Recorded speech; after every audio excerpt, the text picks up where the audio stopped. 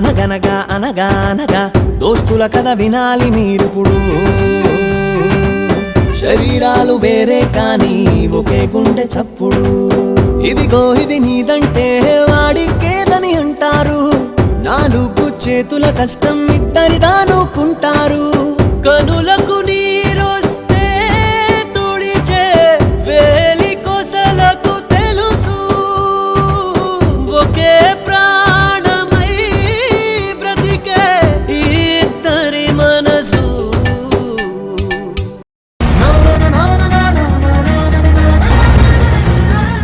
ఇది ఎక్కడ ఎండ్ అవుతుందో నాకు తెలియదు. వదిలేస్తున్నావా నన్ను?